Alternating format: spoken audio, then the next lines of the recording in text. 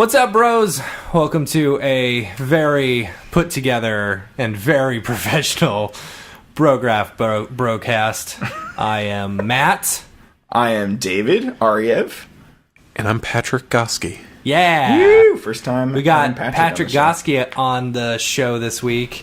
And if it sounds weird, I sincerely apologize. We're in a hotel room with a hacked setup. Yes. Patrick and I are on the same mic doing the stereo business here. It's kind of cool. I don't mind. No, it's cool. Yeah. We're close. I didn't know microphones could do this. I So promise you, hugging we're actually distance. much more professional than this normally. No. yeah. No. Well, maybe you're not. Are we allowed to mention what time it is as well? Yes. Yeah. It's Possibly. 2:10 a.m. 2:10 a.m. Are you this time zone or a different time zone? We're all. I'm already Yeah, in you're this this time time. zone. You're I'm this time east, zone. yeah. I'm Eastern. Okay. Yeah. Yeah, it's only like one for him. So That's So- true. You're fine. You're fine, Matt. Matt's gonna carry us on. Oh, yeah. yeah. So, yeah, if I'm... Dave is not with us this week. He is at home. He decided not to come to Being a Washington, D.C. curmudgeon, doing his whatever. He's not a curmudgeon all the time. Didn't come. You No, know, he's- some people have real jobs. Come That's on. true. No, true. it's true. He is Yeah. actually back at home working. So we are very thankful for that I can take this time off for him working, which is great. So, Totally. but yeah, so we're going to kind of wing this. Yeah. We always say it's going to be a short episode, and it doesn't end up. Normally with the REV show, it's normally about 3 hours. 3 hours. Yeah, So- normally I have things to talk about and I write down notes fastidiously, but this time, yeah, I didn't do any of that crap. Yeah, we didn't prepare for this show at all. We just Yeah. decided that we would have one because we are on the tails of David. He presented at the Washington, D.C. Maxon Roadshow. And Killed it. actually, Oh, Patrick, you guys are kind. Patrick here also presented. killed it Oh, with yeah. them crystals. With Crystals, them- bro. Yep. It's all about the crystals. Yeah. So, yeah, he presented as well, and he's kind of like in charge. Him and Matthias Omatola is Yeah. his last name, yeah. They are kind of like in charge of putting this whole roadshow together. That's right? Yeah. Should I like talk about like, it? You Do can it. elaborate. So, for any of you that don't know about the Roadshow already, essentially we travel across North America to promote Cinema 4D, some of the new features that come out, as well as local or semi-local artists. Because really, people create a lot of cool shit with Cinema 4D, and we really like to highlight that. So, that's really what the whole thing is about. And we like to give people pizza and prizes. Pizza was good. yeah, That's I why won I a prize. It was cool, That's why I showed up.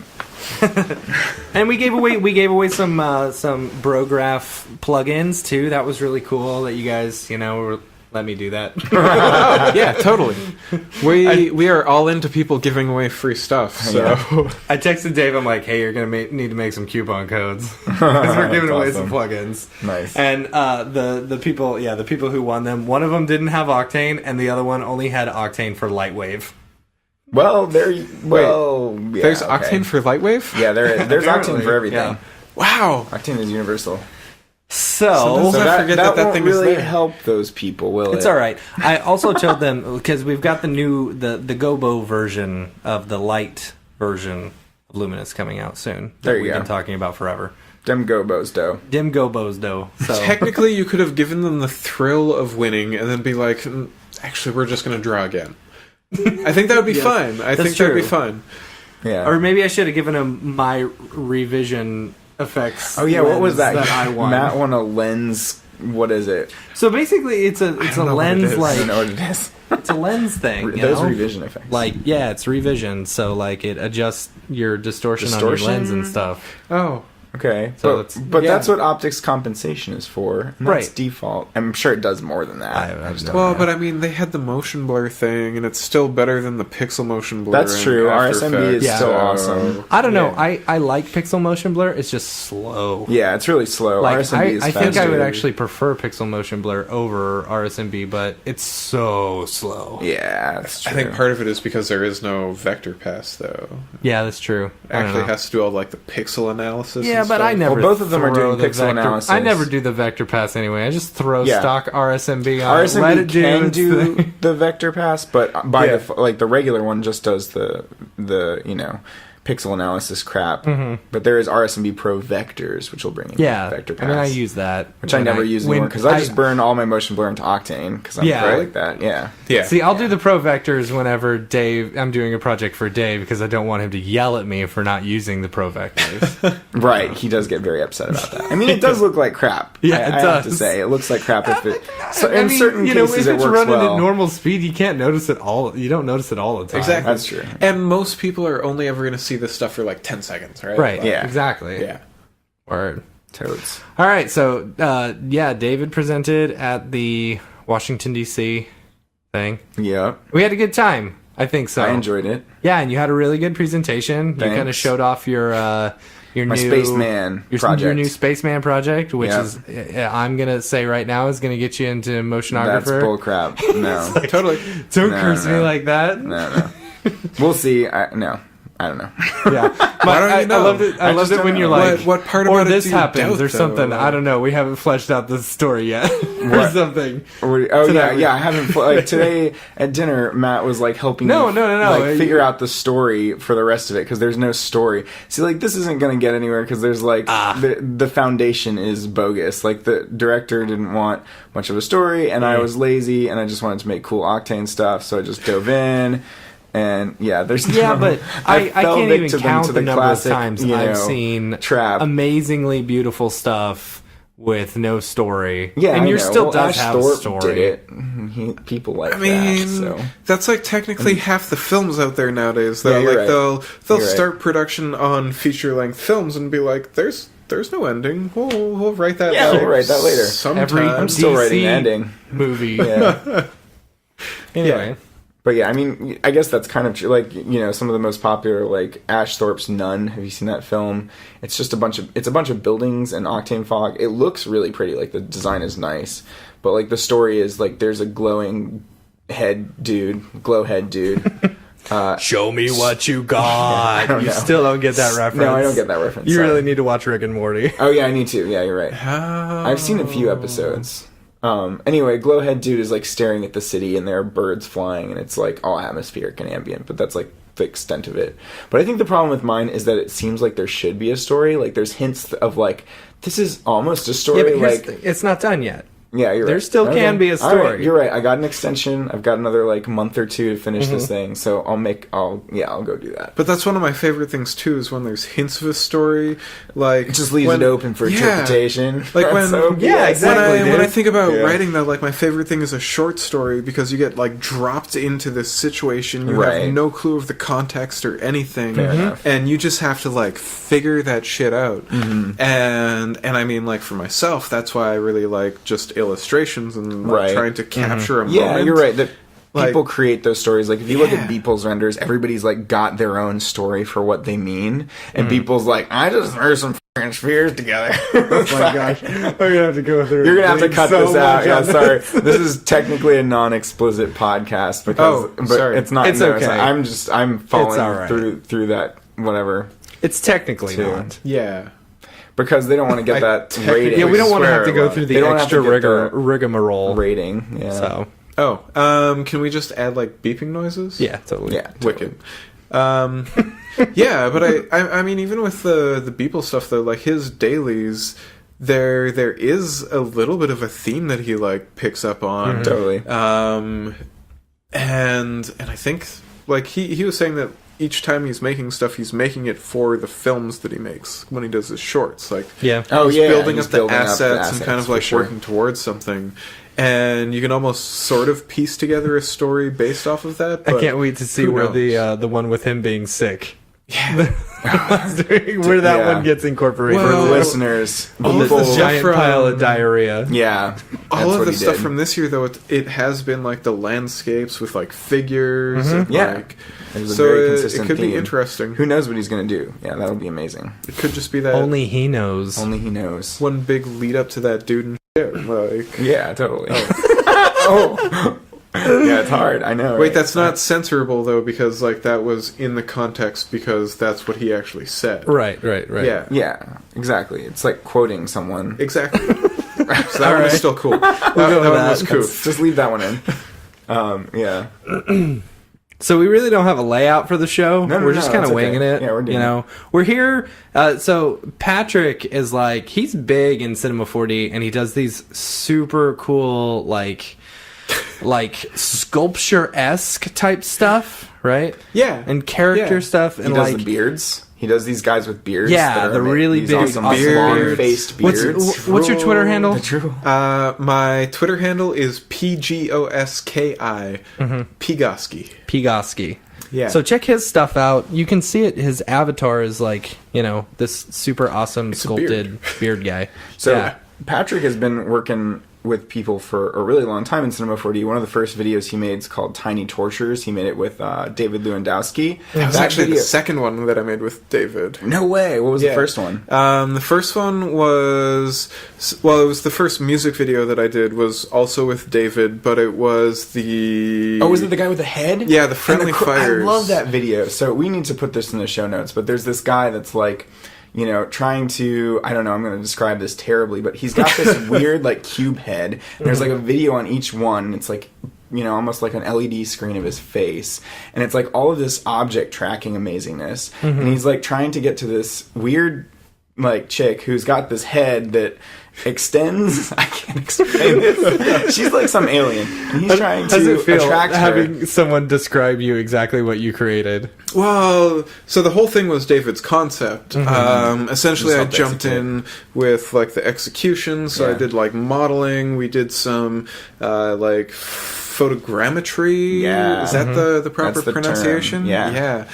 So we did some of that to like scan her head. Wow. Yeah. I did see that one shot where like her head is slightly lower texture, and you can kind of tell if you look at it, but like it's amazing the way it moves and bends like a weird worm. Thing. So yeah, like essentially though, it was fun because it was just pretty much like David being like, maybe this. Yes. And then part of like my thing was just figuring out, okay, how do we do that? Right. And that was just a pet project of yours? Yeah. Okay. Like pretty much like I work for Maxon full time now. So when I jump on a project, I literally just like I throw away all my nights and like friends, I don't care about you. And so like I jump in on stuff that I find is fun and that I find might challenge me. Because like that's really my biggest thing is the only way that you progress with any of this stuff is like always just pushing yourself. Yeah. And some of the best ways to push yourself is jump on random stuff with friends. Other talented artists. Yeah. And people always like, okay, maybe this is the controversial part. People always say that you shouldn't work for free, but I get that if it's for companies. You should not work for a company for free. You should do passion projects. Yeah, you should do a crap load of free work. Yeah, I've heard that like stuff sucks if you're like in the middle, in the gray zone where you're not making that much and you also don't care that much, like you don't care that much about the material. You want to be like either end of the crazy spectrum. You want to be making a crap ton on projects you don't give an F about, or you want to be doing free work on passion projects that are incredible or whatever. Yeah, totally. I can see that. Yeah. It really comes down to like who you are and what's important to you, but yeah, I totally agree on the passion project stuff. Oh, totally. I would love to be able to get there one day. Well, get a full-time job where you don't do motion graphics all day. Yeah, right. And then there you go. Just do it for funsies.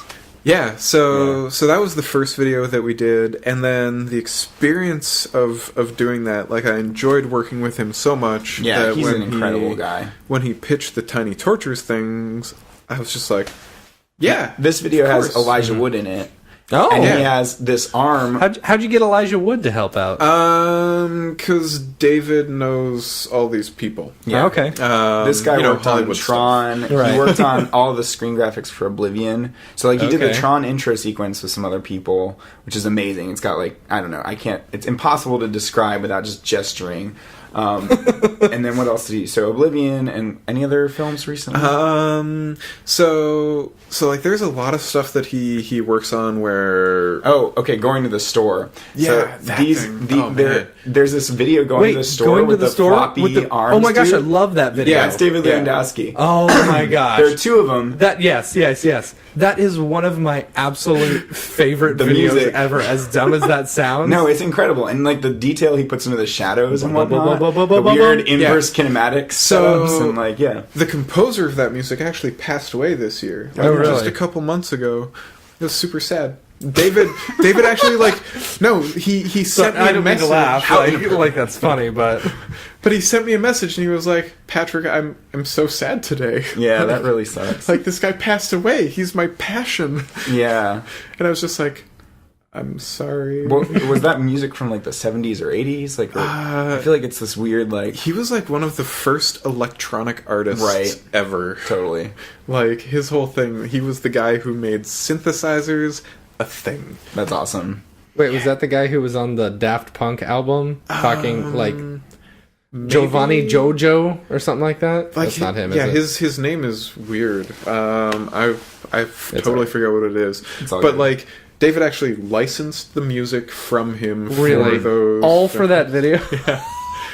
Like, Important because video. if you watch the video, you think it's just like some college student playing around for something in their class, But it's if you like look under the hood, there's a lot more going on. Like, the shadow, like the compositing so good. that he did is amazing. Yeah.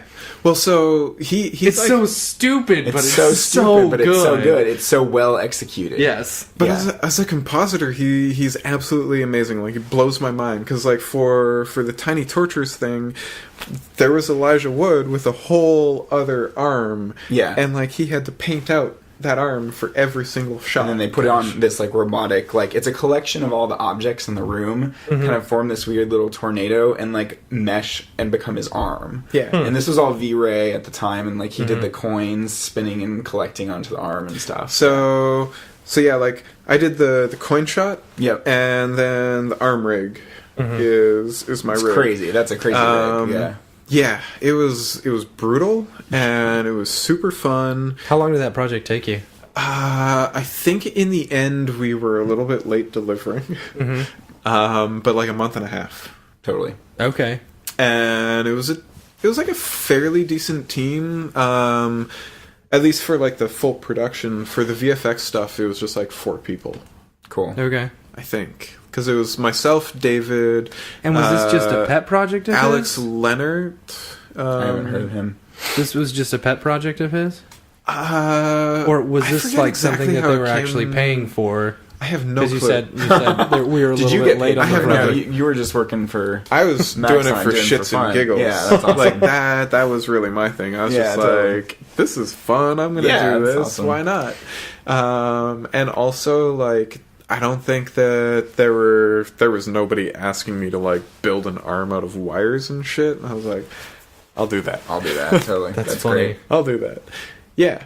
So like when I say I think working for free is fine as long as like you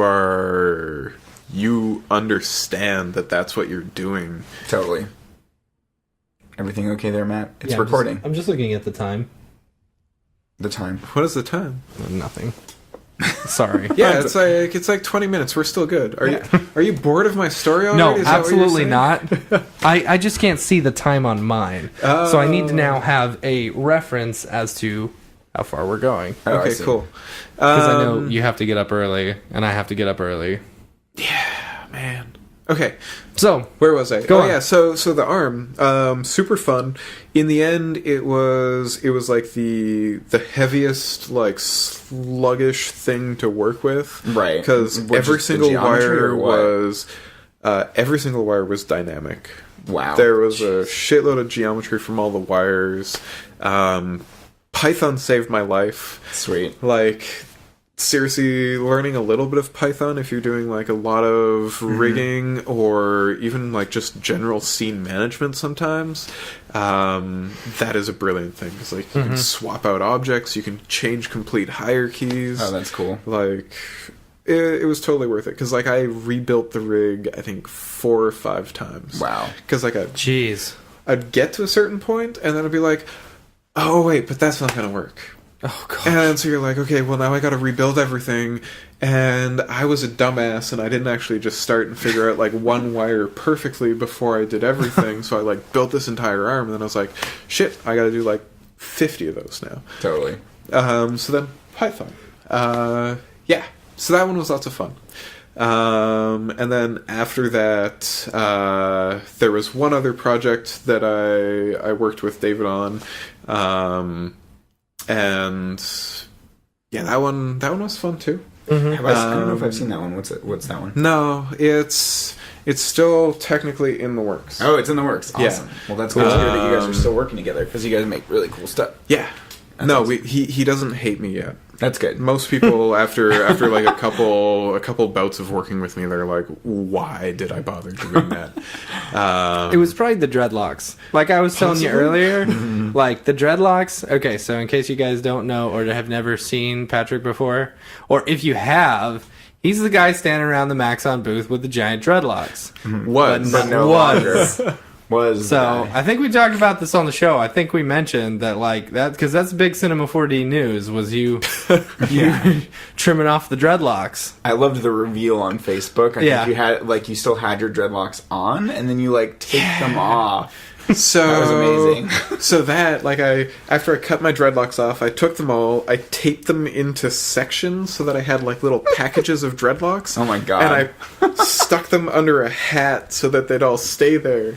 And like part of me was tempted to try and like wear this thing outside to go visit my friends so that when I saw my friends be like, the first time I could be like, hey guys, and then like have it all fall out. That's hilarious. But Did you, that did not did you give those dreadlocks to Locks of Love? No, I threw that out. Yeah. You just unceremoniously threw out your dreadlocks. I'm Kind sure of. there's some Jamaican children who could use some good. Okay. I don't know where this podcast is going. Okay, so bringing it back to Cinema 4D, my hair is way easier to create with the hair module now. Because like doing dreadlocks with that Object thing was very difficult. It's all easy. That's Yeah. funny. Well, object tracking. So, froze are very compressible because the object tracking piece that I did was Matthias. That's true. Yeah. And That's awesome. You guys might have His seen head this. was It's- super easy to track. It's basically the R18 video, Yeah, right? the Talking robot head, about The the cyborg robot head. Yeah. You know, motion tracking and stuff like that. That's what Patrick did. Yeah. It's Matthias underneath it. Matthias Apparently, we and just like found a leather out. jacket being his awesome self. Oh man, but that tool set is actually like one of my favorite things, and I think it's like one of those sleeper features in cinema because like not that many people are actually doing camera tracking or object tracking Right. that you see. Totally. I love that stuff. But yeah, the tool set is really good. Like that entire shot. We spent more time filming that like 5-second clip of Matthias than I spent actually like doing the solve and like That's putting amazing. everything Yeah, but together. you know, if you do something right in production, you'll spend Yeah. less time in post. Yeah. That's all. That's always the case. Yes, but Almost also always cinema's the case. making it super easy to lock onto Yeah. objects, Yeah, yeah, you know? No, that was really sturdy, really solid. Well, Yeah. and that was one of those things too. Like initially, people were like, "Why would you guys ever add camera tracking?" I can do that in After Effects. But VFX people are using using it as a one-stop shop, you know? Yeah. Yeah, like for the individual artists, it's super sweet because you don't have Totally. to buy like all these different things. Yeah. and even for the camera tracking, like Synthesize is the bomb. Like Yeah. that is an amazing piece of software. PF Track, PF Track is awesome. absolutely amazing. Yeah, I love it. Like we did PF Track for the Tiny Tortures video, Right. and it ripped through stuff. Totally. But like the tool set that you have in cinema, it's not as good, but you have it, and it has everything you need to actually finish the shot still. Totally. And for me, that's really cool because since I'm doing everything for shits and giggles, I don't want to invest in a whole bunch of you don't other wanna pieces of spend software. a couple Yeah, for sure. grand on PF Track. Yeah. Yeah. So every time they add something new, I'm just like, sweet, there's something new that I can like add to my own artistic repertoire. Absolutely. Are you in charge of like any of the development or like? Oh hell no. Do you? Okay. Yeah. I didn't know if you had a hand in like saying, "Hey, we should do this. We should do this. We should do this." No, like I do get to beta test, which is fun. Okay. So like I see what's coming down the pipe, and I essentially get to be like, no, that's horrible, or like, yeah, that's wicked awesome. Yeah. And then they take whatever I say and they're like, we're gonna weigh that against everybody else's opinion. But I mean, it's still like a small role that you get to play. Yeah. And it's fun. So, yeah. So, anyways, we were talking about your dreadlocks, you know, and you're the one at the Maxon booth, and you know, technically, I didn't really meet you until tonight, and I was telling you when we went out after the meetup, I said it's because I found you very intimidating because of the dreadlocks. So, but no, you're actually a very nice person. I'm happy I cleaned up then. I'm glad you cleaned up. Now you're so much more approachable. All those bird nests, just, you know. Oh man, I miss those things though. Yeah. Like all my little Those buddies are up there. friends. Yeah. I will say getting through customs has never been easier. Right. Yeah. That's funny. Like I rarely get searched anymore, which is kind of a different experience. I'm almost starting to miss Welcome to the overprivileged upper class. Yep. Right? I'm trying so hard not to make a. Anyway, let's move on from there. Okay. Yeah. We don't really have any topics. No, we don't. We're just kind of shooting the crap, Yeah. you know? So talk about character modeling. That's the other big thing that you do. Is a lot of your... mind-blowing Now, do you to do me. a lot of... You've got to do a lot of sculpting, right? Yeah. That was like one of my favorite feature sets I was added to. Yeah? Yeah, Sculpting. super amazing. Oh, okay, so do you do all your sculpting stuff in Cinema 4D, or do you use ZBrush? So when I first started, I used ZBrush because it was absolutely the best tool. It still is the absolute best tool, and I hope Paul never listens to this, or anybody at Maxon ever listens to this. I but mean, that's a reality check. It's just true. Like, there's some packages that are designed it's just for that totally one true. thing. But like when we go to different shows and stuff, and people are like telling me what they do, and they're like, I just want to like make characters and sculpt things all the time. I'm like, okay, use ZBrush. Use like, ZBrush, just walk away from this right now and use ZBrush. But for like what I do, my style has gotten to be really kind of like cartoony and a little like abstract and trippy with things like that are pulling apart. And like cinema offers everything that I need to do within that. Like I don't need to go into like super high detailed like micro polygon displacement and like This isn't like a production ready, like, you know, whatever Ender's Game, whatever big next film it is. well, whatever, I will say Ender's Game came out a while ago. Whatever, I know, whatever. This is the first thing that popped in my mind. Come on, man. the floating coins in the Flying Lotus video. Oh, yeah? I sculpted every single one of those coins. Wow. Jeez. That's So rad. like they were actually like I just found like a whole bunch of U.S. coins because I'm from Canada, Right. So I didn't Let's have just any on study hand, and I actually sculpted every single one. That's so awesome. that was the very first version of cinema where sculpting existed too, Sweet. and I was like, okay, I'm gonna do this. Horrible idea. Terrible. I But love it was the wicked. sculpting tools. Like in cinema, I will sometimes when I've got free time, I will actually just sit down and sculpt for fun. Yeah. because it's something that I don't know. I can't draw. I've never been able to draw, but I feel like I can kind of sculpt a little bit, but Totally. not well. Maybe you were good with Play-Doh as a kid. Maybe. But that's actually the case with a lot of sculptors, though. Is like there are a lot of people that sculpt that can't draw at all, Right. and like they'll do concept sketches and kind of like plan things out, but the result of that is always just like, was this like a 3-year-old that was like pushing a crayon across the paper? But their sculptures can be like the most beautiful thing in the world. Awesome. And like I think I kind of feel that for myself. Like I went to art school. I studied drawing. I studied painting and sculpture. All my sculpture was abstract crap though, but like getting into 3D, it opened up a different door for me. I was kind of like, I understand this. Does sculpting in real life translate well into 3D, or is it just like a whole different engine? Yes, I imagine it would. Yeah, I mean, I would think so, but yeah. It's like, does drawing in real life translate into Photoshop drawing? Potentially. I don't know. There's more of a difference there because you're working with this digital 3D object. But I imagine, like... Well, so, like, I kind of, like... I did the talk with Nick on his Ask GSG thing where I did, like, the sculpting ducky. The jellyfish? Oh, no, that's a different one. Yeah, there was a ducky one, too. There's a ducky one. Yeah. Like, so I remember this, So it's like, Patrick, sculpt this yellow rubber duck. And I was like, okay, cool, I'll do that. And during that, it was actually really fun because it was one of the few times where I had a chance to just, like, sit down and talk about making art, which I don't do very often in my day-to-day practice with Maxon or any of that stuff. And so the part that translates over really well is the way that you train your eye when you're creating the work. Okay.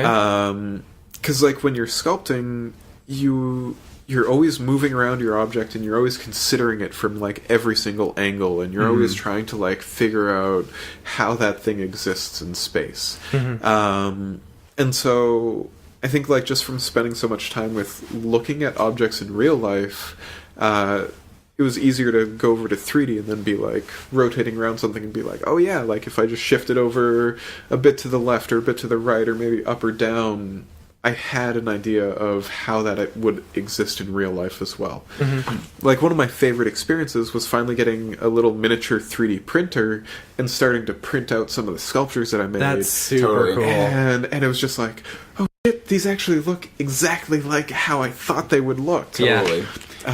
Yeah. And that's gotta be fun, like, actually sculpting your own little, like, characters and stuff, and then just... Sweet, yeah. That is way rad. You know, and it's getting more and more where there's, like less of a divide between those two worlds. Like, now, like, for instance, Steve Teeple, who's going to be presenting at one of these he's doing all the tilt brush He's stuff. doing all these tilt brush, and now he's using the Oculus Medium to, like, sculpt this stuff in VR. Jeez. Right? And, like, just walking around it, like, it's as if you're creating a real you know, sculpt. Yeah. And so that kind of technology is just crazy.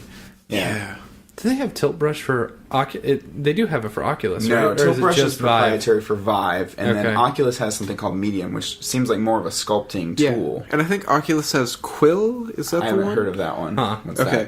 Dave's having his Christmas party tomorrow, so I need to tell him to download them. Yeah. Well, so Oculus Medium. I think Quill was. I just saw, like, a video on Facebook because that's where I get all my news. Right. Yeah. And essentially it's like Tilt Brush, but I think it's for Oculus, and it's like one of those 3D painting programs where you paint in the 3D world, but then it's an infinite canvas as well. Oh, dude, I saw that. Is that the thing where they go into like the van? Or there's like, I saw this video where it's like, it's an infinite canvas, and like you start with this alien, like, or all these aliens driving a car on this like 3D little sphere world with clouds, and then they go into what the aliens are holding, which is like some like a family playing. So it's like world within a world within a world. And like this is just the most mind-blowing like little video. Just someone that had painted in this VR world. And so like they go into this like family, and then on the kid's hand is like these bugs, and then there's like this collection of bugs, and it's just like this infinite like fractal, almost like fractal, like mind-blowing thing. And I was like, holy crap, that's pretty rad. I need to link up it to is. that. Like too. that sort of thing like blows my mind, because even thinking about like creating that in 3D, I'd just be like, that is so much geometry and so much work, and like just the differing scales with like totally levels of detail or whatever. Everything. Yeah, totally. Yeah, that's VR. Just make them all VR and then screen. just scale them down. Well, but that causes issues though, because you can't do like an entire planet and then go all the way down to like the tiniest little bug inside another planet. Kind of reminds me of this other software that I've seen. There's this one guy that does like fractal art on Vimeo. What's his name? But like there's this there's this program for just like creating worlds out of fractals and like, you know, like modifying all these fractals to look like landscapes, but then you can infinitely fly into them. So he'll have these trippy shots where you're like flying further and further in, and it's just creating geometry on the fly and just making this crazy looking stuff. I saw some GIF of that. Like it was almost like a Star Wars type thing going into some Death Star like planet. I don't know. This is terrible because we're just like, there's this cool video online. There's this thing that I saw one time. BRB, I'm gonna look Yeah, it's pretty awesome. We're not allowed to talk about actual imagery, right? Right. Oh, and of course Emma killed my phone. Sorry, Emma. Way to go. Way to go. Anyway, whatever. So yeah. So have you thought about doing any like VR production then? That would be a great excuse for me to buy the HTC Vive or Oculus and drop the cash on it. Yeah. It's really exciting. I want to definitely get into that space. Yeah. And Octane's like all going that way. They're like super hardcore VR and yeah. So much so that they're never going to release 3.1. It's okay. Yeah. They don't need to do that. Like, they don't? Well, okay. So in terms of like software companies, sometimes I love the fact that some companies will hold off on a release and just be like, you know what, we'd rather release something that we're happy releasing than just keep up with like this yearly schedule. Okay. Because like think about ZBrush. When they were going through development, they had this one pause between two versions where I think it was like 2 years almost where they didn't release a single update. But at the same time, when they finally released their update, people were just like, oh, that was like the best thing ever. I don't know. What upsets me the most about it is that they're like, oh yeah, this is our roadmap. We're going to have it done by the summer. And it's all going to be out. It's like Red cameras when they were like, promising all this stuff, and it's just not ever true for years. So like a lot of us are like holding off on even, upgrading our systems or buying new systems because we don't know whether it's going to be good for CPU, GPU, AMD, whatever, Well, stick with NVIDIA. Because CUDA's still going to be the better platform for Octane. I myself, I just can't personally see how any sort of like CUDA to OpenCL whatever backdoor magic they're going to create would be as fast as the proper CUDA implementation. And as far as video cards go, you're only supposed to upgrade your video cards if it's like a good enough bump too. Right. Like, what is it, like 2 or 3 times faster than upgrade? Yeah, I don't know. Yeah, wait for Moore's Law or something to kick in. I don't know. Yeah. So you could pretty much upgrade that stuff if you were thinking about upgrading it. Totally. And Octane is still going to be as awesome as it is with whatever setup you create. Yeah. So whenever they do release the update, then you're going to be like, sweet. Totally. I'm still good. So real quick, the fractal software is called Mandelbulb. Yeah. Mandelbulb 3D. You've heard of that? No, I've heard of Mandelbrot or Mandel. Yeah. That's the one in After Effects. Yeah, I think I know what you're talking about. Mandelbrot, but this is called Mandelbulb 3D, and it's a separate program for just dealing with fractals.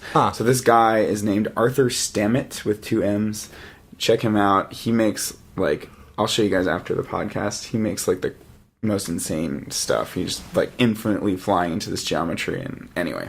Cool. Was Mandelbulb free? I have no idea. I thought it was. This guy seems to be the one... Type that in right now. Oh yeah, I will. Because I think it might have been one of those open source things too. Fractal generator. The 3D fractal experience. Is it Mac and PC? It is Mac and PC. That's nice. Yeah, because I remember I saw something like that once in a planetarium dome, and it was the most wicked experience ever. I bet. It looks free. I don't see anything about pricing, so... Yeah, right there. Mandelbulb 3D is a free software application. Damn. So this guy is the one dude on Vimeo that has figured out how to use the program. see, it's mandlebulb.com. Okay. MANDEL. BULB, Yeah, like BULB. a flower bulb. Anyway, yeah, like nobody else seems to be doing anything with this program, but this dude is like a genius at it, and it's like this very unique art that you just never see anywhere else. Anyway, Very cool. yep, All right. cool story. So, Patrick, you've been traveling with Maxon Yeah. for how long have you guys been? How many cities have you guys hit up? I think this was city 12. 12 out of Jeez. 14. Yeah. And when did you guys Something start like all that. this? October 6th. Wow. Yeah. So you guys basically come into a city. Do you do the meetup that same night, or? No, usually we'll land somewhere, we'll get like some sleep in, maybe a meal. And maybe a meal. And then like usually the next night we do an event. Okay. And then if we are It's all right. if we're lucky, we'll have like a day where we can kind of like bum around the city and see something. If not, we're flying out. Jeez. Yeah. So you've gone to 12 different cities in less than 2 months. Like that's ridiculous. yeah, essentially. How do you keep sane? Hanging out with us, obviously. Who said there's any sanity here? Like, that's the real question. No, I think I've been home a couple times. I have lots of great friends that I can like hang out with and decompress every once in a while. Are you married? No, Okay. no, that would never happen. Okay. And I used to have a cat, but he passed away. So then I I'm was sorry like, to hear that. Not due to no, neglect. it was kind Not of due to neglect. Maybe it was. I don't know. I wasn't there.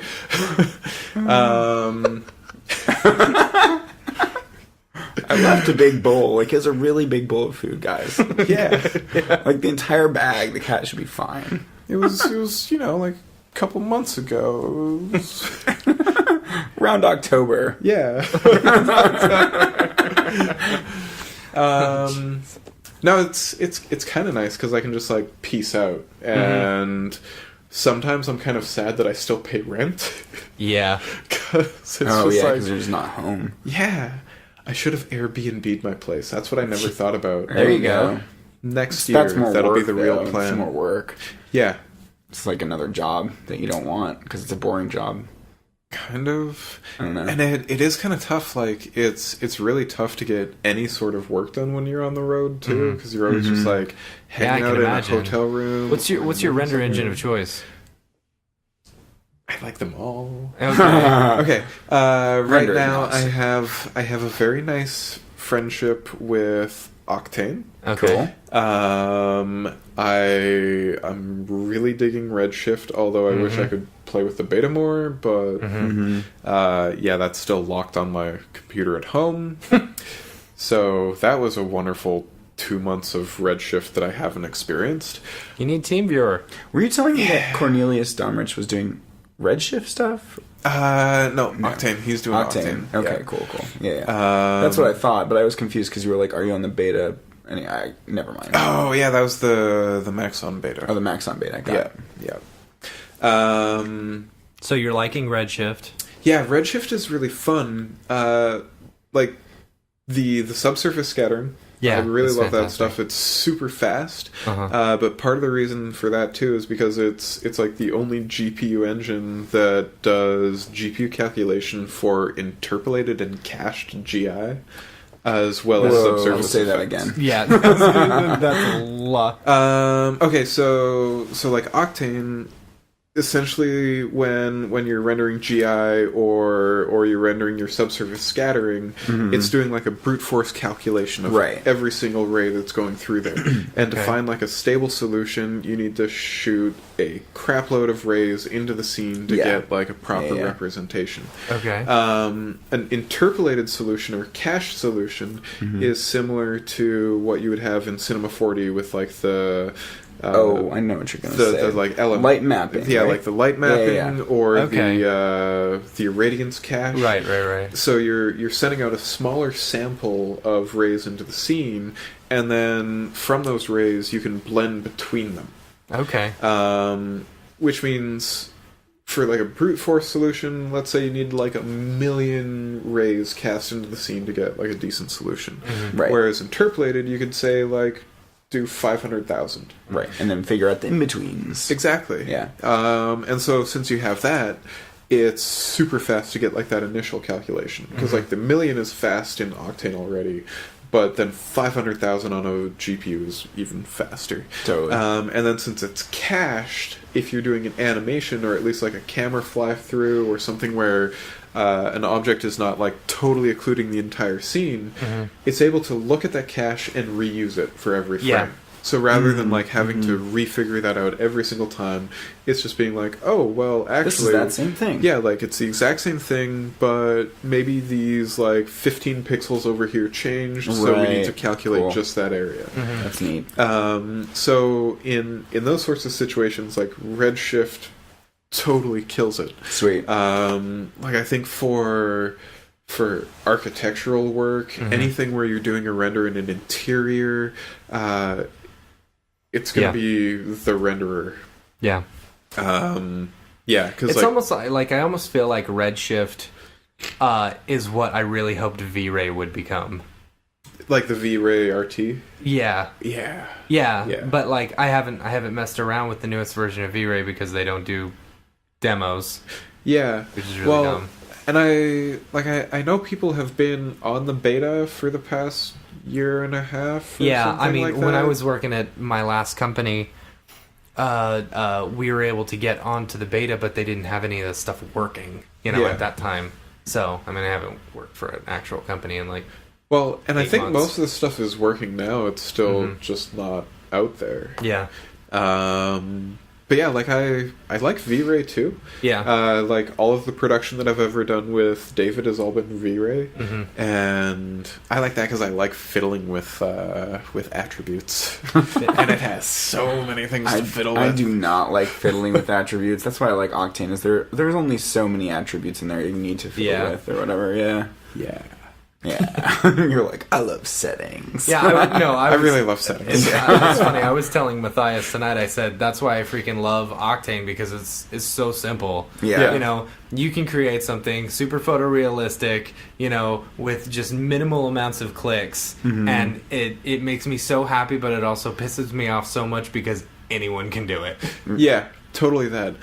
Like for me, the first time I started using it, I only got pissed off because I was like, I've wasted so much time of my life writing for renders. Figuring out other settings, Like doing all this realistic stuff in physical renderer where I was waiting like 15, 20 minutes for a render, and then I jump into Octane and I was like, this is done in 5 minutes. And I was like, I mean, it's also the nature of our jobs is that certain things are going to get like computerized out or just going to get much, much faster. Like someday we're going to be like, remember when we used to do rotoscoping frame by frame? Ha ha ha! We wasted so much time on that. Rotoscoping. Remember rotoscoping? I don't know if you've seen the latest South Park, but this is our frequent joke.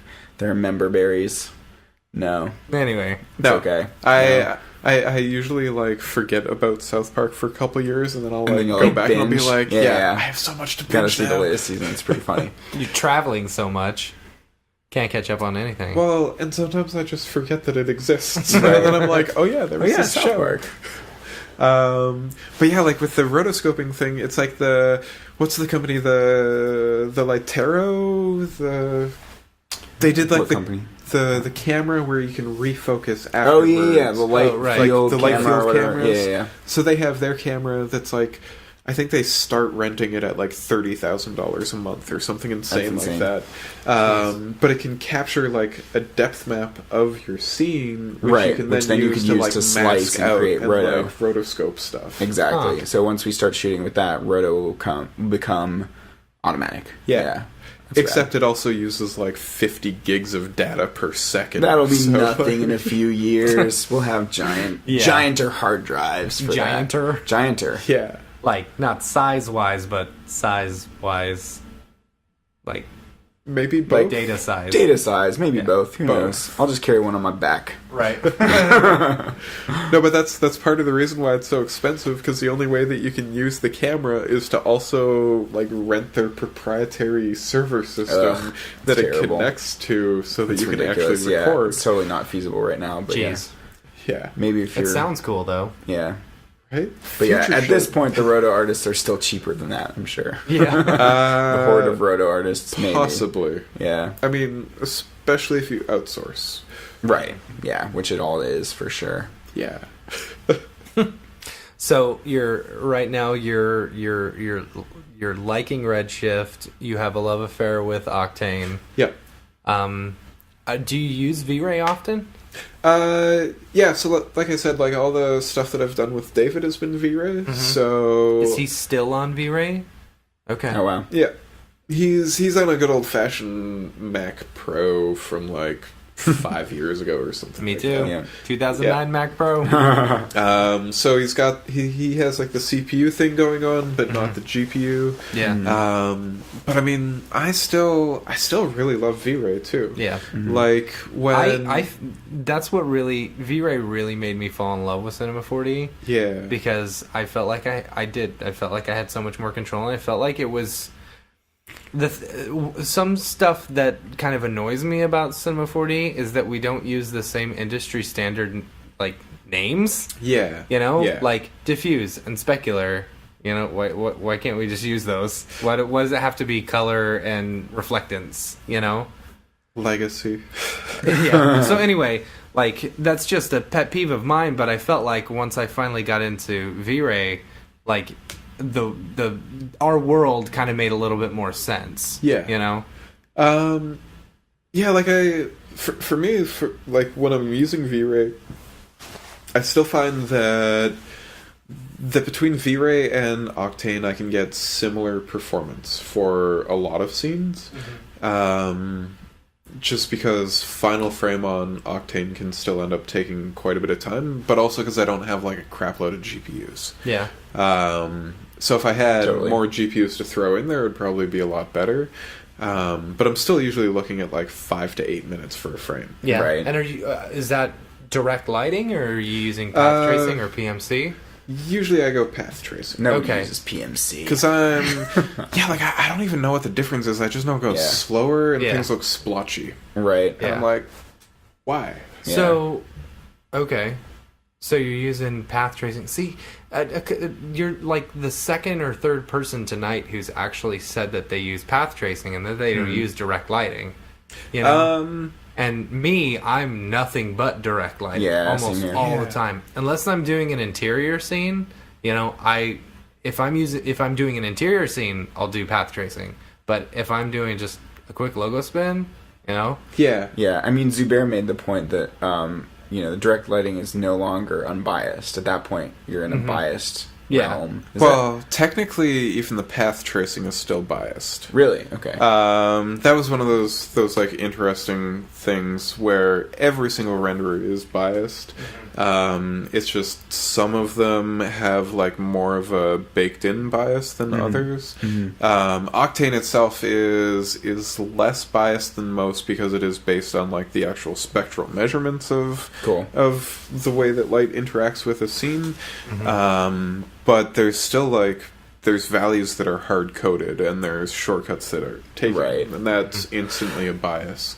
But then you have stuff like Redshift, and Redshift is very much more user controllable bias. Oh, I see. Because like when you're doing like an interpolated GI solution, there's nothing but bias there because you're just saying like here's point A, here's point B, one is black, one is white, and we'll just imagine that the stuff in between is a gradient. Right. But yeah, like you kind of just have to use what you use. Like all of the renderers are going to produce beautiful results at this point. Totally. That's the biggest given. That's why I think I just want to dig deeper into, just digging into one, getting really good at one. You're going to create awesome art by the end of it, and it's totally. I think that's why dailies are cool though too. Yeah. Yeah. People are just like, exploring. I wish that. I had so much more time for dailies. Yeah. Like, I'm Yeah. doing we're doing the Barton Damer philosophy on building a company. When you start losing sleep, start raising your rates. Yeah. So we're raising our rates this year, starting you in guys have January. lost some sleep. Yeah. Oh my gosh, the last month. I mean, It's all that Halo we played, man. yeah, we haven't played Halo in like 2 months. I guess you're right. It's been ridiculous. Yeah. We haven't had a mandatory Halo lunch. Maybe Yeah. you should adjust the philosophy then and be like, as soon as you start playing less Halo, Right, you raise your rates. That's the true measure. Then you still, because you're That's going the to true stay up measure. late no matter what. Right, Like, Exactly. serious. You're gonna get no sleep no matter what. Yeah, But that's it's, pretty good. It's, I like It's that. more about the Halo to work ratio. Yeah. So, but yeah, we're raising our rates, and then he basically said, book your month, get your month booked up, and then once you start losing sleep, raise your rates, and then get your next month booked up. Yeah. Once you start losing sleep again, raise your rates. So that's what we're doing. Totally. Yeah. Yeah. But I forgot where I was going with that. Raise your rates. Yeah. Raise your rates. He has such an incredible team. Yes, he does. Like you were telling me about the Dallas Fort Worth group, and that he talked there. But you should totally reach out to him and get him to bring in some of his other guys too. Mm-hmm. He had one of the guys that works for him does like a lot of rigging and stuff like that, Mm-hmm. and he did this presentation for the roadshow in Austin, where he was showing how to make like a springy sort of string effect, and it was like one of the simplest, most beautiful rigs that I've seen in a while. It was a very unique approach, but also this guy gave like the best explanation of espresso that I've seen in a live presentation. I was just like, Sweet. dude, you know this shit, and somehow you have just been hiding not on the internet, like talking Right. about it. But yeah, like I would really recommend like reach out to him and be like, hey, like if any of the other guys are interested in coming up, Yeah. because yeah, like everybody in that shop is super talented. Yeah. Sweet. Yeah. His shop is like just down the street from my house. Seriously? Yeah. The new one or the old one? The new one. Wicked. Yeah, I know, right? Yeah. Anyway. Man, it's got to be so nice to be able to be like, new one or the old one? Yeah. Yeah, right. So let's talk meetups. So, we did the meetup tonight. Yes. It was the road show, and you kind of run this. You're based out of Montreal, right? Yes. And so we were talking tonight, and you were saying, basically that you kind of now refresh my memory. You run a meetup type thing 7 months out of the year, is it? Yeah. So essentially, I did work freelance for a while, and in that time, I made a good friend at one of the companies I was at, and we kind of we're spitballing the idea of like how do we meet other freelancers in the city to find more work, because that's technically what everybody's always looking for. And yeah, like there was nothing there, and then finally, like 3 years down the line, we finally sat down and we were like, okay, fine, let's figure out what we do. Like, what is a meetup? What is the purpose of a meetup? Who do we want to bring in? Like, why are we doing this whole thing? And yeah, so our first one, we were working in a co-working space, and we went through our contact list, and we literally just like emailed every single person personally, being like, hey, we're getting together for like a potluck, come on down to this co-working space, we're gonna have a barbecue, we're gonna have some drinks, we just want to hang out. And then from that, it's now turned into the 7 months a year. Like, we plan out the entire year in advance, and we're like, this month we're doing video games, this month we're doing VJs, this month we're doing stop motion animation. Like, we just try to do as many different things within the digital art market. Cool. Because yeah, like we just decided, well, I don't think we decided it. I think it was kind of forced upon us. But when you work in this industry, you spend a lot of time by yourself, or like with the exact same like two people, sort of thing. And David and David, that's who I say all the time. There you go. And like, there is absolutely nothing that can replace that in-person connection you can make with somebody. And then in terms of a meetup, like, having something where we were bringing in people from all these different fields, it really made it like a great place to meet those other people for work too. Because like for myself, like when I was looking for work, I never wanted to find another C4D guy. I was like, you're my competition. I want you out of here. Like, get away. But I always needed like an illustrator, and I always needed like an editor or a sound designer or any of that stuff. Right. And so that was like the coolest thing to create. It's like this thing where all these people come together. And then we spent a lot of time searching for a space. That's the hardest thing to find. Like, we spent a good half of a year just doing meetings with different venues and, like, societies around the city. And there is an event design company in Montreal called Moment Factory. And they do, like, a lot of concert visuals and stuff like that. But they recently moved into this giant, like, warehouse space. They were like, yeah, we have space. You guys should come do your thing here. Sweet. And so that was really what, like, also helped us formalize into this 7-month sort of event. Because we were like, okay, well, we have a definite space. We know that nothing's going to happen bad there. They had like a great AV setup. Our last event, we just had a giant party. Nice. Which was super fun. Like, we brought in 10 artists from around the city that we found, like illustrators and motion designers.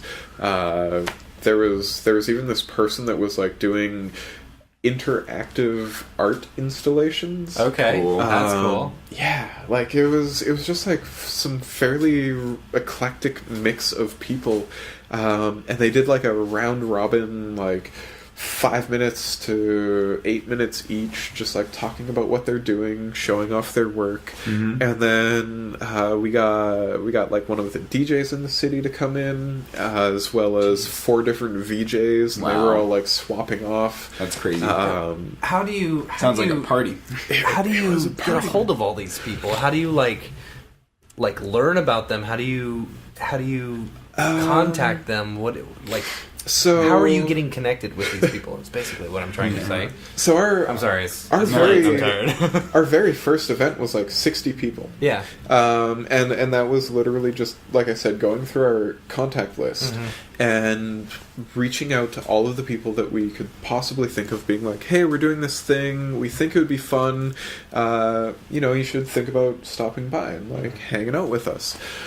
And so from that, we got the 60 people. The next event that we held, we found like a small little studio in Montreal, and they're not actually that small. It's called ED Films. The guy, his name is Daniel Gies, and he does a lot of like After Effects tutorials for like 2.5D character rigs and stuff like that. And so they were actually having like I think it was their 1 year or 2 year anniversary for their studio, and they like sponsored our second event, which was pretty much just them bringing in food and drink. But they also brought in like a whole bunch of other people. They brought in their network as well. Cool. And that's where it really clicked for us that if we want to really push and expand the event, then we have to bring in other networks. Because like just the network for motion graphics, it was a very narrow sort of thing. Like I think there's probably maybe, hopefully nobody in Montreal listens to this. Hopefully everyone in Montreal. Everyone in Montreal. How many mographers? Yeah, that's what I'm trying to... 50. What I'm trying to, like, judge is... It's hard. They live under rocks. They really do. Yeah. I would say like maybe 200 people Cool. doing like straight up like 3D sort of actually no, for straight up 3D motion graphics, less than 200 people. For After Effects work, there's like a whole bunch. Right. But yeah, for that market, it was just like a super small segment. And then so as we started expanding into like the Unity user groups and like game developers, all that sort of stuff, you pull in such a bigger crowd. Yeah. And each time you do that, you get more people that are like talking about the event that you're doing. They're sharing it with more people on Facebook, and you kind of hit this point where a lot of the growth is very organic. Cool. But obviously, we're still always searching for more ways to get the name out there. Like one of the things that we've been thinking about is like, what if we got government grants to do this? Yeah. Because like, why not? Like, if you are creating a community like this, you are doing a service for the city. You are pulling people together. You are generating connections that are going to help drive people's actual ability to live, because you are connecting with them with the people that are going to be their business partners, their colleagues. Like, you could be connecting them with their future job. And Has I think that panned out? it actually has for some people, yeah. Okay. So from our first events, we had a group of students that came in, and they came to every single event. And they were all looking to go straight into the visual effects industry. Which is huge in Canada. Montreal and Huge. Vancouver are the biggest places for VFX work. Like, there's a school in Montreal that is literally the entire school, its curriculum is just like, they put you in a VFX pipeline, and you just make movies through that pipeline. And it's like, it's perfect because you get... These kids are so skilled. It disgusts me. Yeah. I am super jealous of them all the time. I'm like, you guys get to work with blue screens and fancy cameras, and you get to do mocap, and like, they learn But everything. are they doing that as a generalist, or are they being one specialized role? So like, through the school, they're exposed to a little bit of everything. A little bit of everything. But ultimately, they have to specialize, right? They will have to specialize as soon as they go into studio production. But so when I met with them, I was like, you guys have this really awesome skill set that can be utilized in this completely different industry, totally. where you'll get to do way more different things. Yeah. Because like VFX, like, I have friends assembly that line. do nothing but make grass. Exactly. And it'll be Which is 6 what I months. do not want to do. Yeah. I don't want to be the guy that made the water droplet on that one guy's brim of his hat. No, not that water droplet, that one. You know, it's like, And have no, I that don't be wanna- 9 months of your life. Exactly. Yeah, no, I don't want to do that. Yeah, so like, the group of kids that started coming to our event, they got connected with their people, and they're all working for like mid-sized to bigger motion graphics houses in Montreal now. And so that was, like, for me, that was absolutely amazing. Yeah. Just because I was like, sweet, you guys totally got like careers going on. And one of the kids, Maxim Roz, Sounds very familiar. he does HDR. HDR. Oh, yeah. He released those HDR packs. Yeah. So, yeah, he's like 19 or 20, something No. like that. Yeah. Jerks. And like, he was mentored by Paul DeBevic. Oh, my God. Like, this is the guy who... Paul DeBevic is a guy who created the Light Stage, which is this crazy, like, multi-camera, multi-light rig for... Basically, it's not like a 3D scan. It's very hard for me to describe this. Maybe you can do a better job. He's a genius. Yeah, like, the Light Stage is for recreating real-life light situations on a stage.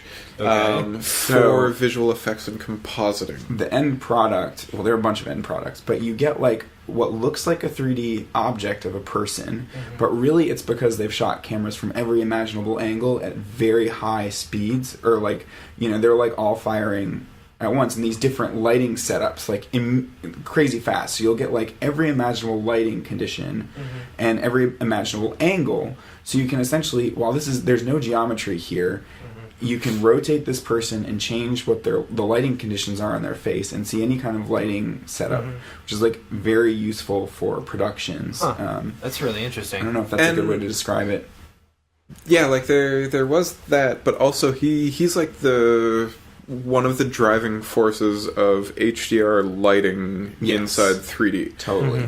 So like, if it was not for Paul Debevic, we probably wouldn't...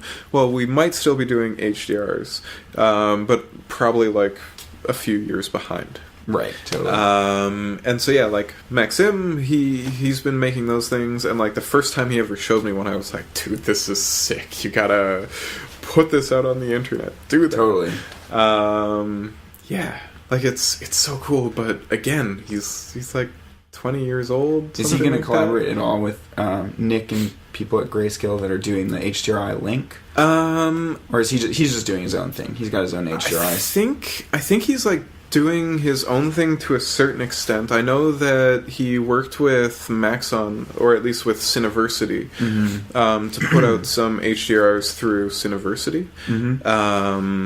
But for the most part, I think he's way more interested in like producing his own content and actually just working. Sweet. Because also his artwork is fabulous. Oh, cool! I have not seen his artwork. That's really cool.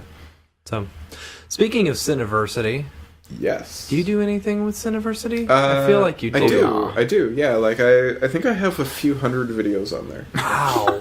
Yeah, just a few. So just a little bit with just Cineversity. a little bit. Yeah, I mean I wouldn't call them the most exciting. Like, when I was doing videos, most of them were, like, super technical. And then recently I've started doing more fun stuff. Okay. So, like, the last one that I really did was, like, modeling a Boston Terrier. Okay. So I show, like, how to model it, how to do the UV unwrap, how to add, like, textures, add hair. Yeah. That's one thing I wish they would. Yeah, the dreaded UV unwrap. You know, I've never had a complaint about it. I'm always just like, object, cut some seams in, hit a button, boom, done. Yeah. I'm not very picky, though, so that could also be bad. Have you used any other 3D programs? I tried using Maya a couple times. That's normally the ran answer away we get. screaming. Yeah. Like, essentially, other 3D programs gave me the idea that I would never be a 3D artist. I would never have anything to do with the 3D industry. And then I picked up Cinema 4D off a shelf in high school, installed it on a computer, and I was like, what? Wow, This totally. is the coolest thing ever. Yeah. And it was like, it just clicked with me. Well, you know, Maya and these other packages are like meant for assembly lines, right? Maya especially is like this cobbled together insanity of like plugins and scripts and like, you know, you just have this custom build of Maya. Studios use it as like, you know, the specialists can go in and do their job at every stage, right? But it's not for something like for solo artists like us or small teams, and that's why cinema's awesome. Yeah. And that's why cinema awesome. is awesome. Yeah. I think they just like, I don't even know if that's the exact reason, but quite possibly. That's the reason that I've created in my head. But I think sometimes like a software is, it's really like any medium, and at this point, like so many of them, like the feature sets are pretty much all the same. The capabilities are pretty much all the same. There's a lot of artists out there actually like going across, you know, several back different. and forth. At my last job, I was using 3ds Max and Cinema 4D at the same time. And I think that's awesome, though. Like, it's wicked to be able to just pop in between, and with like the better exchange formats, at least with Alembic. I mean, Alembic's FBX awesome. is still a complete mess. Not necessarily anybody's fault. Just something that's way more now than it was ever supposed to be. But I mean, yeah. So Alembic, I think, is really the key exchange format. Totally, it's like the God has format. made VFX now too. Totally. But yeah, like the ability to pass between is huge. Like with companies like Imaginary Forces, if they're doing character animation, they'll still get some guy using Maya to do the character animation because there's bring that in with Alembic. So many animators for Maya. Yeah, exactly. But then they'll do like all their rendering and all their like effects and like Brograph work inside cinema. Yeah. Sakani Solomon did a great presentation. I mean, you're there obviously or whatever, but. Where they brought in those character animations from Maya and just like made it look beautiful in cinema and rendered it all in cinema. Yeah. One of my favorite stories was at SIGGRAPH. Autodesk publishes a magazine that they use as promotion, but it's kind of like put under the guise of being like this general publication for SIGGRAPH. And there was an article where they were interviewing this guy from HiveFX. It's the company that did like all the visual effects for Grimm. I've seen Grimm TV show with like monsters and stuff like that. And he was like, yeah, you know, like we actually use Maya for all of our character animation, but then we bring it all into Cinema 4D. We do our skin shading, we do the hair rendering, and eventually we'd love to shift over our entire pipeline to cinema. That's and awesome. I was just like, yeah, that kind of makes sense. Totally. That's funny. But yeah, like I think it goes back to the fact that it's like this all-around package for more than just like a specialist field. Right. Yeah, like and really I feel like the UI is so much more user-friendly Oh yeah, than of course. any of the other ones. Yeah. Yeah. I mean, it's the only reason I do 3D, because it was the only thing where I was just like, I don't feel like a total idiot. Yeah. Yeah. I felt like it was so much more like After Effects, you know, because I came Right. from an After Effects background. And I felt like I understood this a whole lot better than I do. Yeah, any of there the are some things. other apps that have a friendly feel like that. Like I feel like Modo is something I could get into because it's got that like very slick, like nice feeling. And then there's like stuff like Speedtree, which is just like this happy place to design trees, like the easy way. And just like Seriously? Speedtree, like just make easy trees or whatever. But now there's like the Forester plugin for cinema that I need to get into, which like also has super easy design of trees and like wind sims and all that shit. But yeah, like totally. I like the, taking away all the hard buttons to, like, it's still really deep, these programs. Like, they're so deep. Like, cinema is so deep. But the things that you don't need to do, it handles for you. I'm not sure if I'm making sense at this point in the morning, but Hey man, it's only 3:30. Yeah, it's like 3:30. You're right. You guys We're are normally doing staying good. up till 4. You're right. That's not even my bedtime. Yeah, exactly. I might have to peace out though. No, it's okay. Actually, we're gonna go 10 more minutes. All right.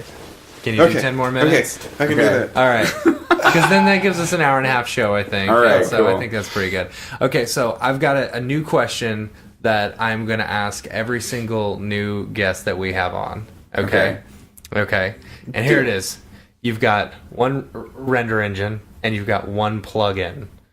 That you desert islands. On a desert island, you have to create an animation. You have one render engine and you've got one plugin. What do you choose? What kind of computer configuration do I have? Oh, you got whatever. You got whatever. Okay. Computer configuration doesn't matter. You have the best of whatever it is, but you've got what render engine do you choose and what Oh man. what plugin? I think I'd probably go for Octane currently. Okay. We'll see what happens once I play with Redshift more. But Octane definitely for renderer. Plugins. That's hard. I don't actually use that many plugins. Yeah. You mean you don't try Brograph Luminous? Why you laugh at that? Yeah, that would be my choice. Serious. That's very serious. That's rude. That's the greatest of all plugins. Wait, what does it do? It's a Spotlight for Octane. That's Spotlight, yeah. Oh yeah. Well, if I'm using Octane, then it makes sense to have a plugin. I could go with that one. Yeah. Oh man. So like, I really love X particles, Yeah, but I never do anything like in my own work where I need to utilize it. So it'd be like one of those things like, okay, if I was on a desert island and that's what I was doing, I'd say X particles. Okay. Because then I could just spend all day looking at like trippy particles. That's true. Which would be really very fun. Entertaining. And like, never go mad. Time. Yeah. Yeah, you could have particle friends. It would be just like Castaway with Wilson and all that. Oh my god. But yeah, like seriously, in most of the things that I've done, I've never used plugins other than a third-party renderer. Yeah. Like I've just never hit those walls. Yeah. All right.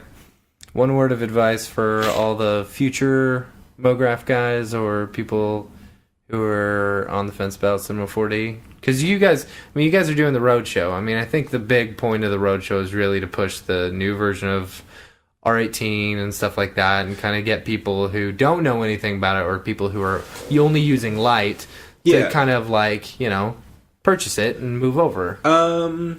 Yeah, like for me, my biggest advice is, oh man, that's a tough one. Mm-hmm. It's also 3:30 in the morning. No, I'm just trying to. So yeah, just cut out my pauses and it'll seem perfect. No, it's fine.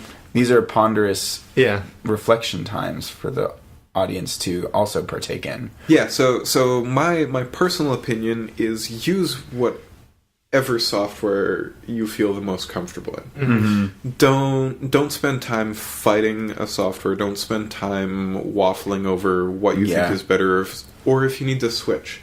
Right. Like, people always ask me, like, why should I switch? And I 100% agree with you. Yeah, and I'm always like, do you have an issue with what you're doing? Yeah. And they're like, no, I've just been thinking about it. I used to be obsessed with, like, I need to use the best software ever. I need to learn Houdini. I'm still like that. I was that's like, why I like you're testing all the third-party renderers. And that's why we spent $400 on Cycles and we don't even use it. Right. Yeah. So, yeah, I was like, I went through a phase where I tried my butt off to learn Houdini, and then I was like, actually, you know what, math brain, I don't have that, screw this, I'm not going to do this. Yeah. You know, or like, I need to learn Maya, I need to learn, you know, whatever the thing is, like, that everybody's using. But then I was like, wait a second, I already make cool crap in cinema. If I just dig further into cinema, then my art will get better. Yeah. And look at these guys like Beeple and Raoul Marx and like these insane artists that are making beautiful stuff. Can't go a podcast without you mentioning Raoul Marx. He's my favorite. Westworld titles. Yeah. Watch those every day. Yeah. Are you caught up on Westworld? I have not watched a single episode, and I have not yet run into any spoilers. So that's good. As soon as you get home, like, binge it. Put that in South Park. Oh, it's on binge. When I get home at the same time. Yeah, at the same time. I'm seriously just locking myself in my apartment for like 2 weeks, and I'm not going outside. So. Awesome. Nice. Yeah. You'll get weird in a totally different way. Yeah. Oh, 100%. Yeah. But yeah, like, so that's my thing is if you're already comfortable, don't switch. Like, unless you have something that really, really, really makes you want that switch, that's the only thing that you need. It's more like expand than switch. Like, if you need to do like a big Fluid Sims project, learn like Real Flow for Cinema 4D, or if it's even more demanding than that, learn like water capabilities inside Houdini, like that one part of Houdini or this one part of this other program, right? Versus like, I need to move shop completely to this other thing because somebody else told me it was good, or whatever. To me, I'd take this, what you're saying, as more like workflow, you know? Yeah. Like, if this workflow works better for you, switch over to that. Yeah, then you use know? that. Like that was pretty much my experience. Like when I was talking about getting into 3D, it's like workflow and the other software didn't work for me. Even though at the time, like those other softwares were way more capable than Cinema. Yeah. Like I'm talking, I got into this in like version 5 or 6. And that was when you still had like stupid floating windows all over the place. But like something about that like clicked for me as like some kid getting into this stuff, where it's like, this finally makes sense. Like, how long ago was that? I graduated in 2001, so it was probably like 99 was the first time I like first like Jeez. sat You've been down. at it for a while. Yeah, like how do you stick with a program that, you know, I mean, I never heard of Cinema 4D until like 6 or 7 years ago, or 6 years ago, or something like that. I don't know, like I said, it just clicked. Man. I was just like, That's awesome that you fun. adopted it that early. Cause Yeah. it was a totally different thing then. It was before YouTube videos. Yeah, but that's the other thing too. Is, there was a world before YouTube videos. I know, right? Yeah, like we literally, if you wanted to watch video training, it was like back when you still had to like download the .wmv. Yeah. Sit there forever while it downloaded. Yeah. But so that goes into the second part then, is like, what do you have to do to like get into the world? And I think that's where the guys like Beeple and stuff like that kind of have it right. Is every day do something. You don't have to show it to everybody, but you just have to be doing something. You have to you have to be putting in that practice. Putting in the work, and that hones your art, just practicing on whatever it is. Yeah. And push yourself too. Like, don't just do the same thing every time. Like, integrate something new once you feel comfortable with whatever it was you were doing. And I mean, I guess part of it for myself is being older and thinking about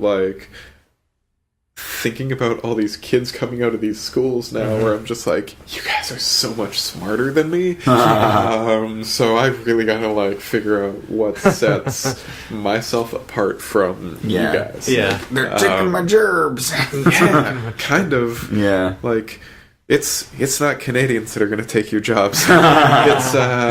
It's the kids coming up like behind you out of high school. Like, totally, they've been using it since high school. Those jerks. Yeah. I mean, there are 4-year-olds that are more proficient with their iPhone than I am. Oh, absolutely. Yeah. So yeah, do something new every day. Learn like a different aspect of the software anytime you possibly can. Totally. Or any software. Stop taking the lazy route. Yep. Yeah.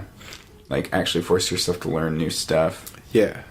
Also, like, Photoshop, like, you know, like, stop obsessing necessarily about software, because, like, people make amazing art inside just, like, Photoshop or whatever. Like, it's more about, like, you know, you could take Cinema's sculpting tools like you do and make amazing art by learning how to sculpt, versus obsessing about, oh, well, this package ZBrush, I need to learn ZBrush because it's got better tools. Yeah. You know, it's more about just learning the craft of whatever it is, which takes way more time and is way more of a dark art than, you know, just the buttons or whatever. Yeah.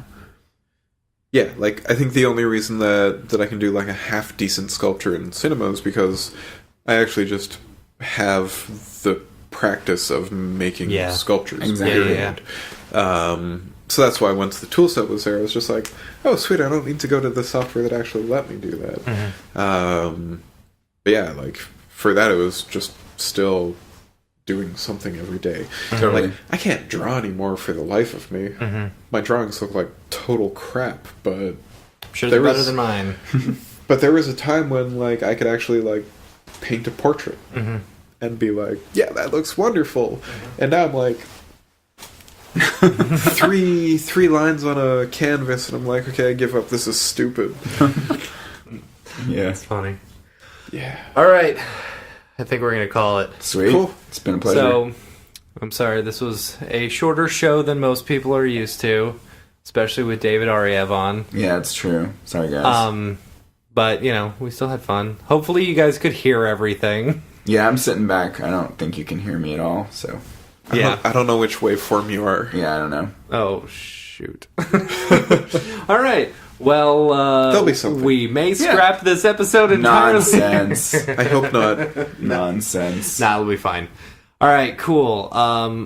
I'm sure we've got emails and we've got stuff, but we're not going to talk about those. We're going to hit those up next podcast once Dave and I are back together, back on the saddle again. And so I appreciate you guys. I appreciate. Me too. No, Me too. Patrick, I do appreciate you coming over here and being on the show. Yeah, it was fun hanging out. Yeah, thanks for having me. Thanks for coming over, man. Yeah. No, you're losing even more sleep just for us. It's really sweet of you. Whatever. I just learned that if you lose sleep, it's shortening your life. But hey, man. We appreciate you burn like a candle in the wind. Part of your life for us. Exactly. So, it's worth it. It's worth it. Totally. All right, cool. Well, I guess until next time, I'm Matt. I'm David. Oh, I'm not going to be here next time, but I'm Patrick. It's okay. You did it. Cool. Good. And we will... how does Dave normally say it? Later, bros. I say later, bros. I'll say the later, bros. Okay. Right, but anyways... All right, we'll see you next time. Later, bros.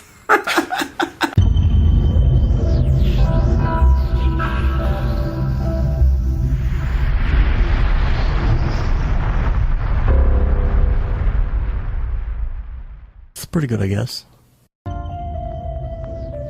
Brograph.com, an online resource for learning critical components of Cinema 4D and After Effects, specifically catered to help you prevail as a motion graphic designer. What's up, bros? Welcome to another Brograph motion graphics tutorial. We give you professional time-saving tips, shortcuts, and lessons that help give you an edge over your fellow designers. Not only this, but our new Brograph Talks help you in your file management, hardware configuration, and client relations. I love projects that scare me. When our art director comes to us and asks for something that I had never done before, man, it gets me pumped. Join us for live sessions, check out our crazy Cinema 4D experiments, or just watch our Fun with Brograph series, where we show you practical applications for techniques learned in previous tutorials. Do this from the beginning, and your client is going to respect that, and they're going to respect you, and they're going to respect your time. Subscribe today and get automatic updates on the latest tutorials, tricks, tips, and inspiration brought to you by industry professionals Dave Koss and Matt Milstead, all with a slight dash of dry humor peppered in. Real nice banana. Brograph.com, your source for tutorials that will help you thrive in the motion graphics industry. Don't just play around with Cinema 4D and After Effects, master it, and make money by becoming indispensable at your workplace. We don't care how you get here, folks. Just get here. Subscribe now to Brograph Tutorials.